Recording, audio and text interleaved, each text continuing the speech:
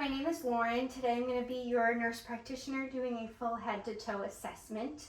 Can I have you please introduce yourself and state what your date of birth is? My name is Ted. My date of birth is 12/14/65. Hi Ted, great to meet you. So today we're going to start by doing a full head to toe assessment. We'll position you comfortably with your consent. We will do this assessment. We'll cover you appropriately to maintain your privacy. I'll start off by doing some hand hygiene, and then we'll start with our general overall assessment. So what I'm looking for in this assessment is just how you're presenting yourself, your demeanor, seeing if you are in any sort of distress or agitation, your mood. I'm also looking at your speech, making sure that you're not having any garbled speech, no obvious asymmetry on either side. I'm looking at your nutrition status, assessing how well you eat. I'm seeing your body habitus, seeing if you are on a more malnutritious or more on the obese side, but you appear to be within normal limits. I'm also assessing your gait, your posture, how you are standing. And next we'll move on into the head, ears, eyes, nose, and throat portion of the exam. So I'm looking at your head. I'm just going to start by inspecting your head and neck. I'm looking for any asymmetry on either side. I'm looking for the posture of your neck, making sure that you're not deviated one side or the other, that you don't have obvious tics or tremors. I'm also looking at your head for any obvious signs of trauma, looking at your hair, looking for any deformities or lesions on your head. I'm then going to palpate your head. So after completing hand hygiene, I'm palpating. I'm feeling if I can feel any suture lines, fontanelles, any tenderness, or obvious masses or lesions. And then next, I am moving into the facial portion of the exam. Again, I'm looking at your face if there is any asymmetry. I'm going to have you smile for me and then relax. Perfect. Looking at where your ears are set on your head, your eyebrows, and then moving into your eyes. I'm looking at the color of your eyes. I'm looking at the sclera and the conjunctiva. So I'm going to use my ophthalmoscope, and I'm going to then assess the optic nerve as well, looking for the retina. So bright light here.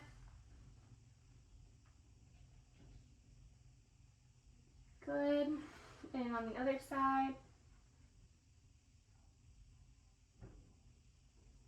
Good. Okay. I'm also looking at to assure there's no foreign bodies in the eyes. Looking at the hair distribution of your eyelashes, and making sure there's no trauma to the eyes as well. With this portion of the exam, we're also going to be assessing your pupillary reflexes. So using a pen light, I'm going to have you stare in front of me, and I'm going to place the light in front of you, and I'm making sure that your pupils are constricting at the same time with the bright light. Good. The next portion of the exam is the nose. So I'm going to use my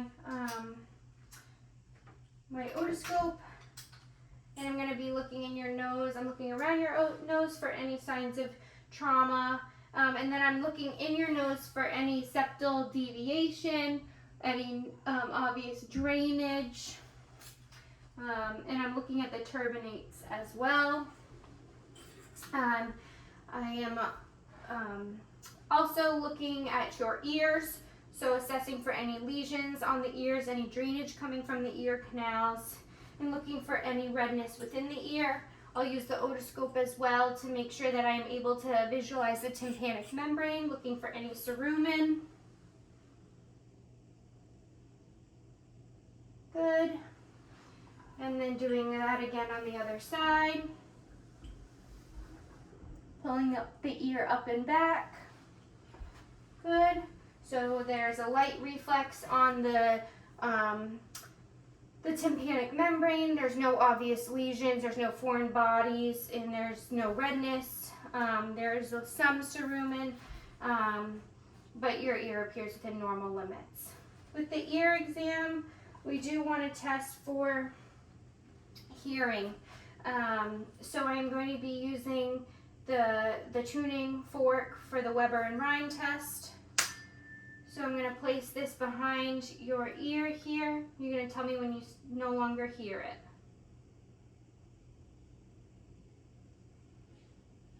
Okay. Can you still hear it? Yes. Good.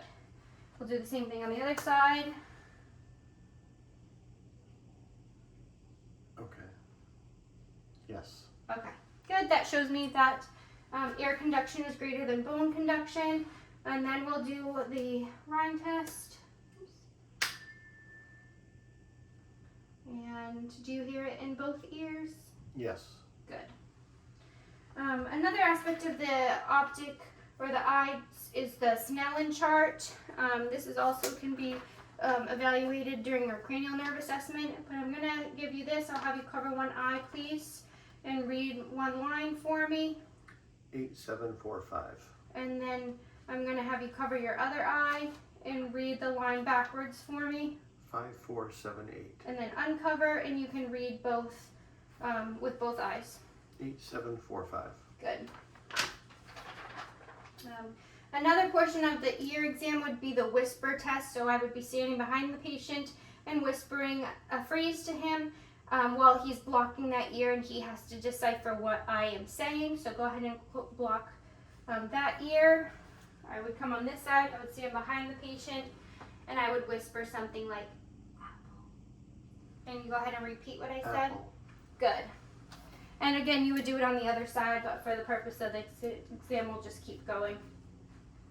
And then the mouth, I'm looking on the exterior side of the mouth. I'm looking at the lips, looking for any visual signs of trauma, any cold sores, any lesions. Then you're going to have him open his mouth, and I'm looking for at his dentition, at his gums, assuring that there are no lesions there. I am understanding his hygiene practices as well, which would be in the overall appearance that I would assess as well. I would then have him stick out his tongue, and I would be assessing for the uvula and the tonsils, making sure the uvula is midline, assuring that the tonsils don't have any pus on them. And then I would also be making sure that the tongue is nice and midline and symmetrical as well. Good. Another thing we can do with the mouth exam too is for the cranial nerve for the gag reflex, but we'll get to that in a little bit. So his head, his ears, his eyes, his nose, and then now his throat. I'm assessing both sides, assuring that they're symmetrical, that his head isn't deviated from one way or the other. Also posterior, looking at his neck as well. At this point, we can do the lymphatic assessment, so feeling for any lymph nodes. I would feel preauricle, postauricle, occipital, posterior cervical, anterior cervical, along the sternocleidomastoid, all the way down to the supraclavicular,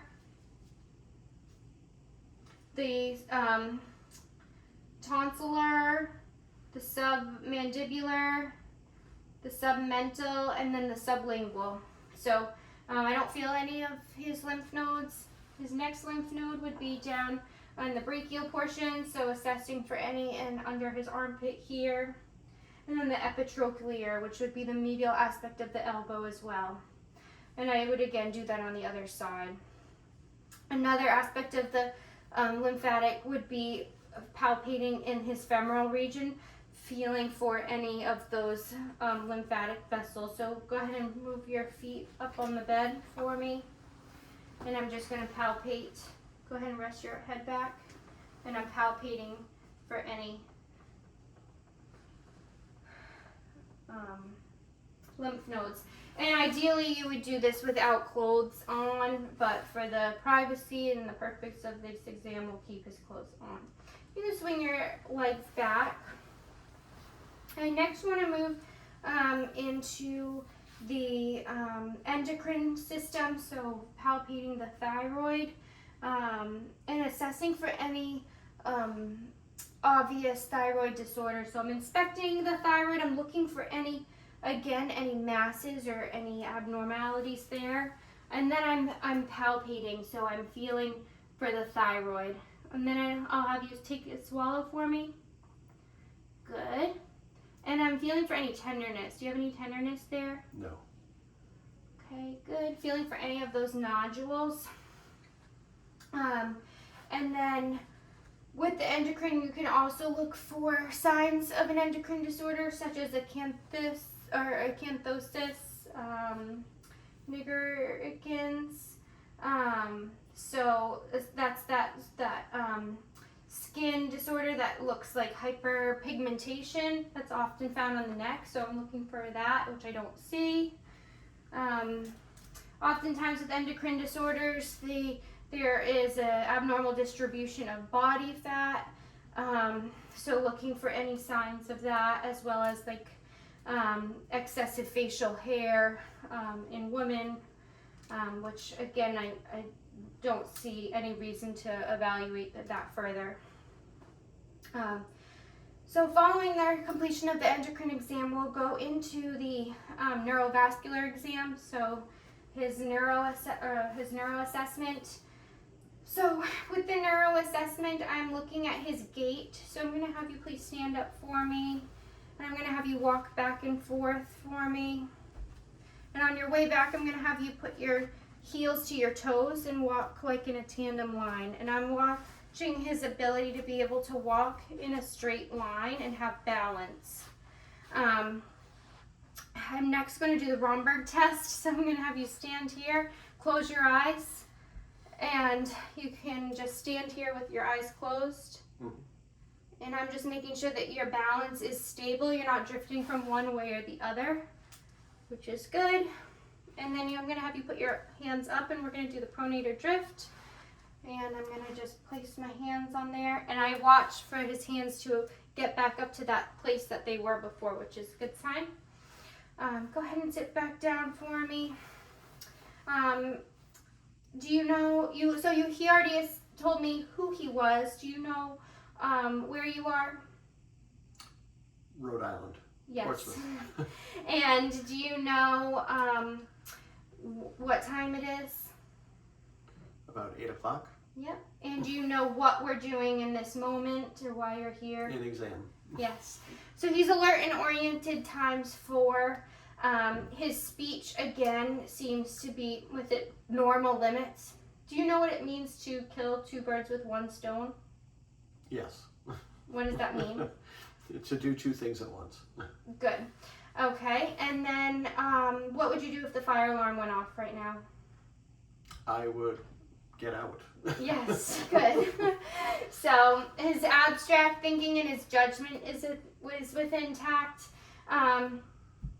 Also for the neurovascular exam, we're going to check his reflexes. So I'm going to check your brachioradial.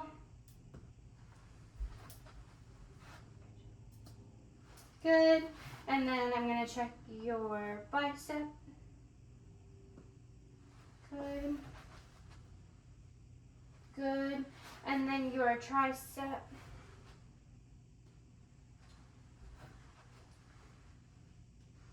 Good. And then your patellar. Go ahead and sit back a little bit for me. There you go. And then the Achilles one as well. So relax your foot for me. And then, here we go. So your reflexes are intact, your gait is good, you're alert and oriented. Now for your sensory, I have a Q-tip, and I have a sharp object, and I have ice, and I have my warm hands. So you're going to close your eyes and you're going to tell me if you feel something sharp or pointy. I mean sharp or soft, okay? Okay. So, what do you feel? Soft, soft, soft, soft, soft, soft, Good. pointy, pointy, pointy, pointy, pointy, pointy. Good. And of course I would do it on the other side, but for the purpose of this exam and our time limit, we'll just do one side. And now you're going to tell me if you feel hot or cold, continuing with your eyes closed. Warm, cold, cold, warm, cold, warm. And again, I would have him remove his clothing for this exam. Cold, warm. Good. And we would do both sides. So his sensory is intact to pain stimuli, to temperature, and to just sensory. And then your strength. So I'm going to have you please place your hands in front, and I'm going to try to push down on your hands. Good. And then I'm going to push up.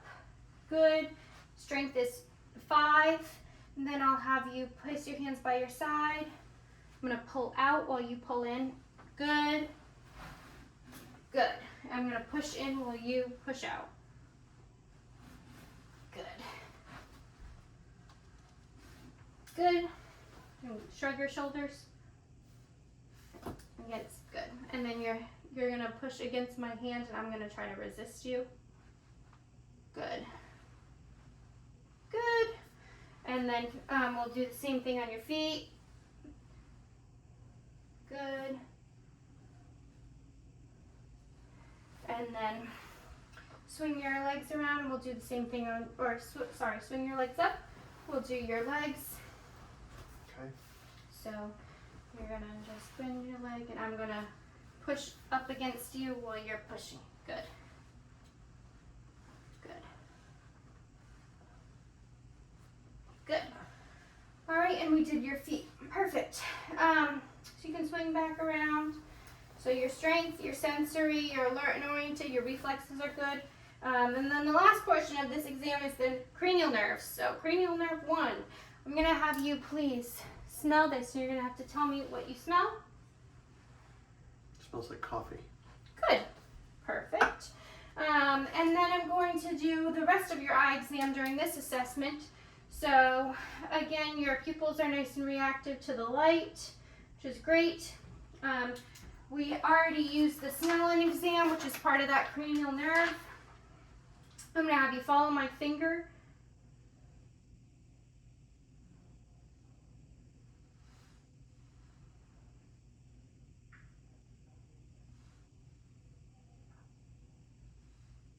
Good. And I'm looking for any signs of nystagmus there. And then follow my finger in towards your nose. Good. So that was cranial nerves 3, 4, and 6. And then cranial nerve 5, I'm going to have you clench your jaw for me. Good. Alrighty. And then again, feeling, close your eyes. Hard. Good. Soft. Okay. For the facial nerve, or the trigeminal nerve, and then the facial nerve, smile for me, and relax, and open your eyes, and close your eyes, blink. Good. Okay. Next is going to be the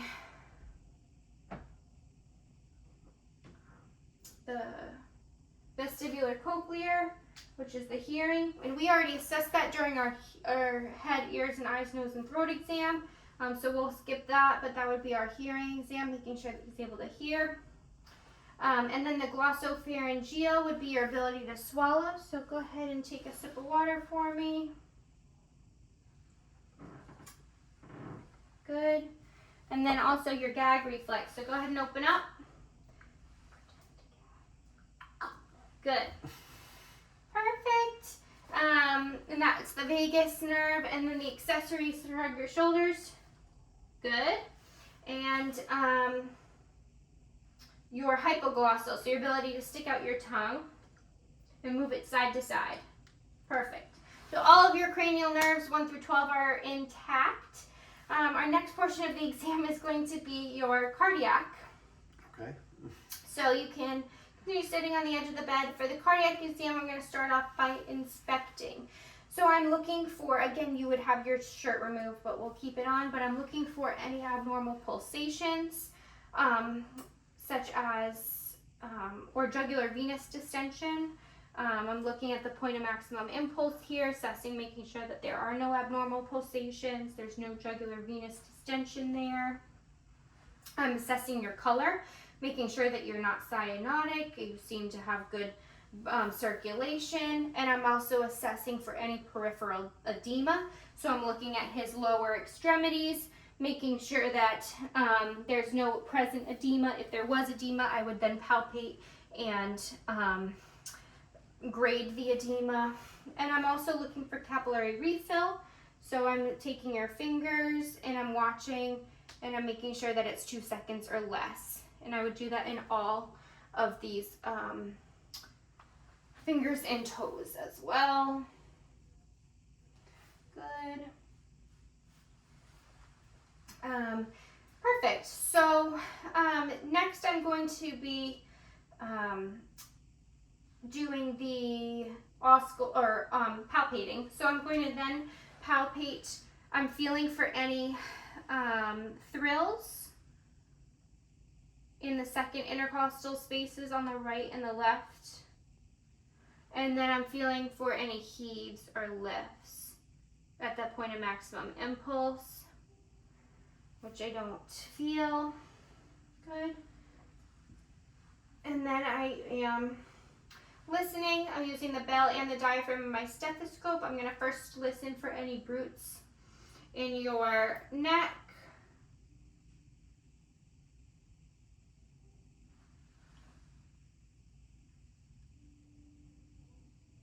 Good. And then I'm also going to feel your carotid pulse here.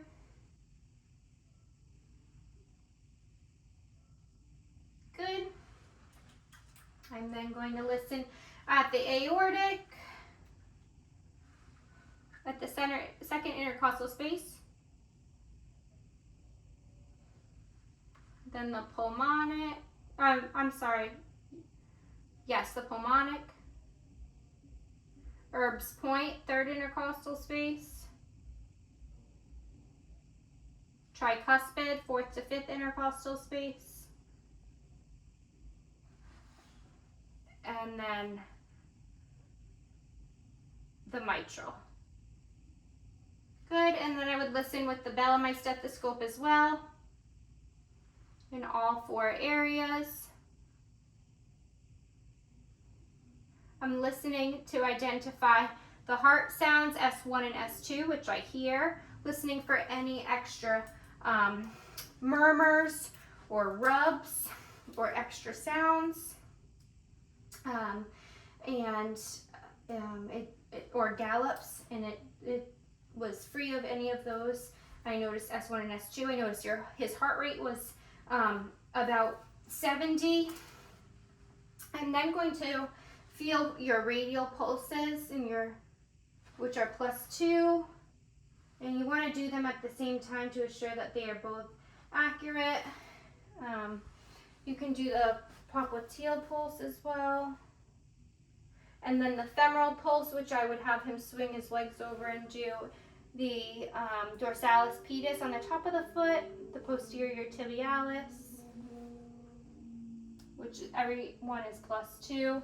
And then go ahead and swing your legs up, and I'm feeling for the femoral pulse as well,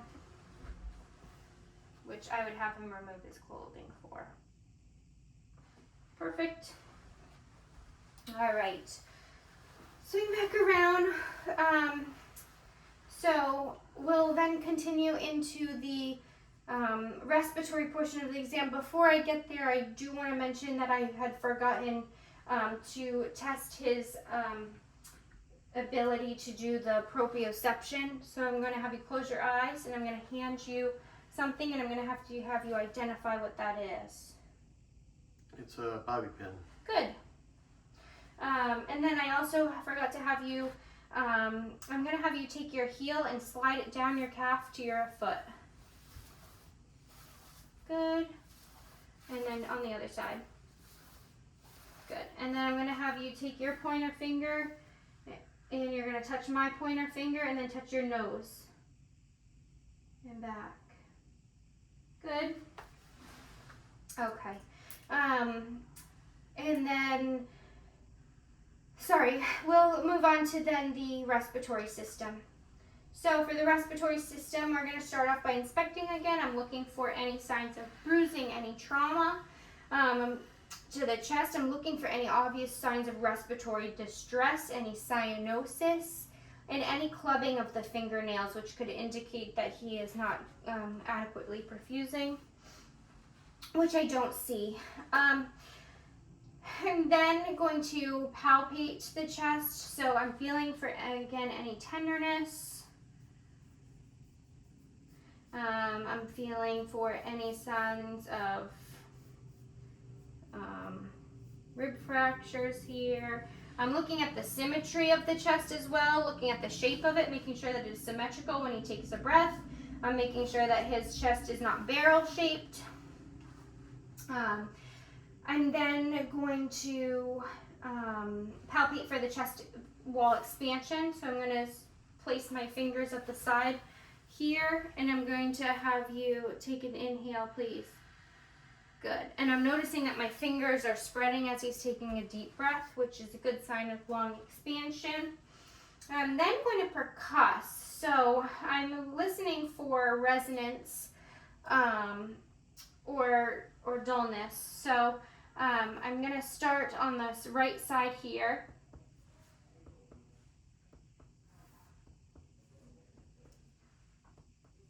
And any hyper resonance could indicate that there is like a pleural effusion or a pneumothorax. And then I'm going to have you lift your arm for me, and I'm going to do it on this side here. And any dullness could indicate some consolidation. So go ahead.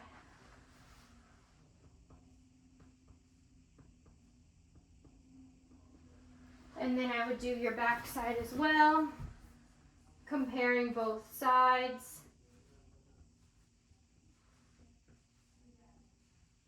And then your side over here, if I didn't do that already, but I might just have. Okay. And then, so I heard it was nice and resonant. It wasn't hyper or hypo-resonant, or there was no dullness, which is a good sign. Then going to listen with my stethoscope, listening to his breath sounds.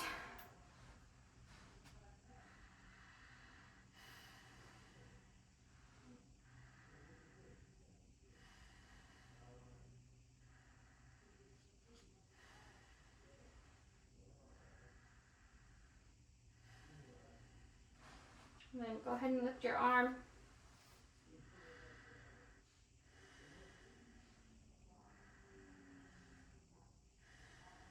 Other side.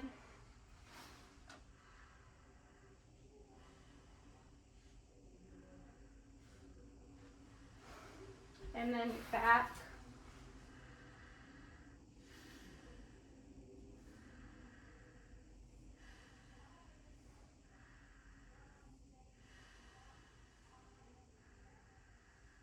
Good.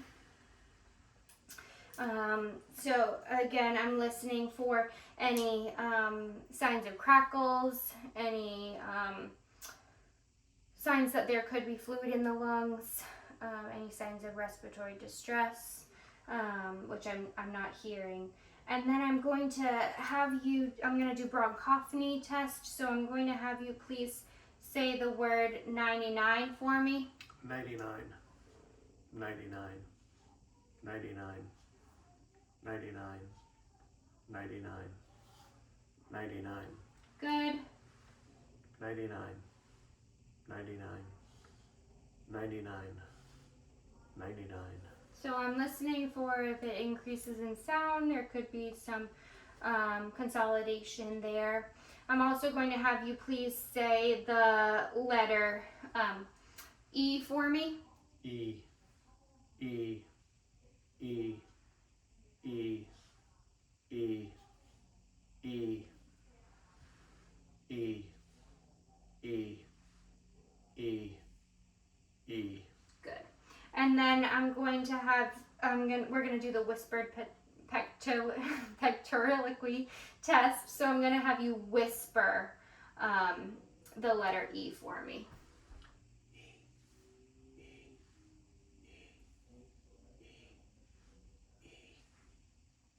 Good.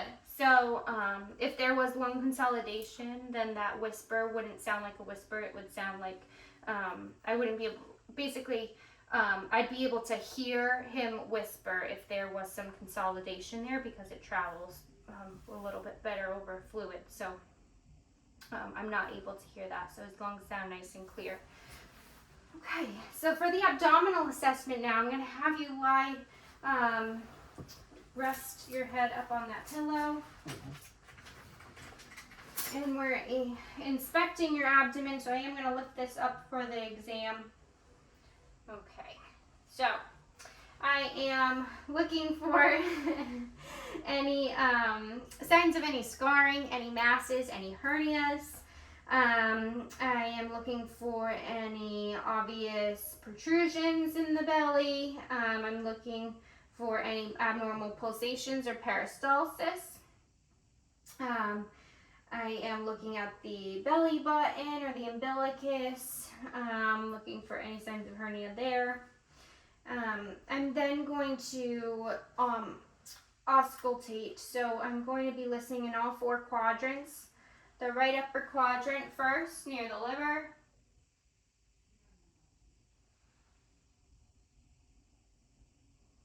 Then the left upper quadrant, left lower quadrant, and right lower quadrant.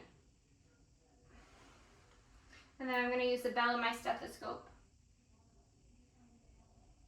And I'm listening for bowel sounds. Ideally wanting to hear between 5 and 30 every minute.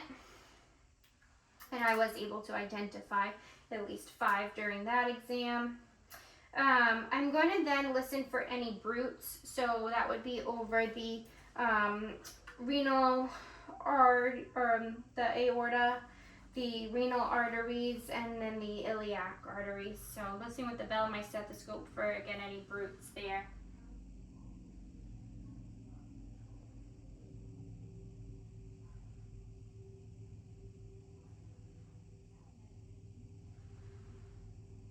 Good. So not able to hear any brutes. I'm then going to percuss. So I'm going to be feeling for any signs of tympany or dullness. So starting near the liver, we're going to percuss the liver border. So I'm going to start below the liver and move on up. And then I'm going to start above the liver and move down.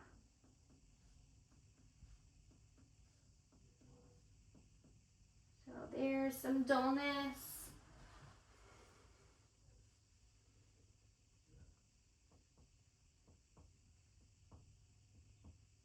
Good. And then I'm going to be percussing over the spleen as well. So any dullness could indicate that you're over a mass or over an organ such as the liver or the spleen. I'm then going to percuss the rest of the abdomen.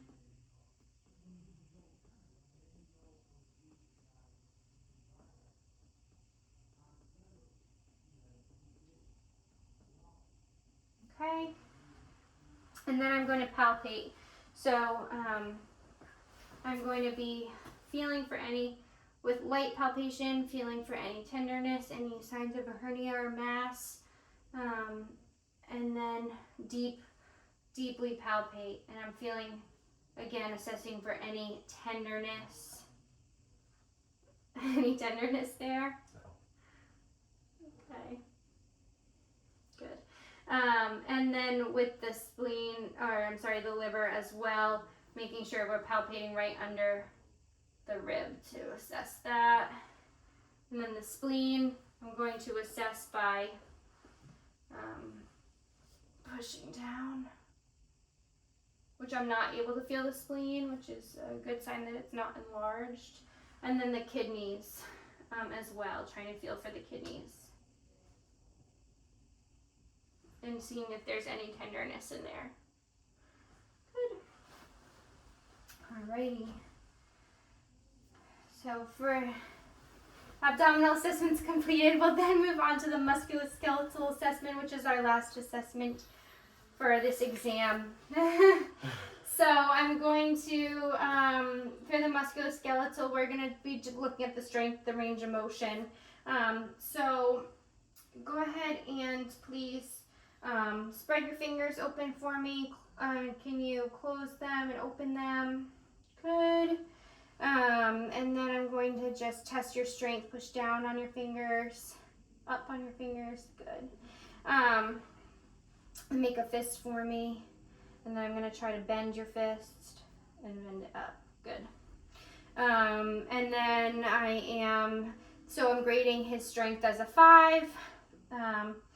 I am then, of course, assessing the capillary refill as well, which I've already assessed for. And then the range of motion with your wrist. Can you flex and extend, and then side to side. Good.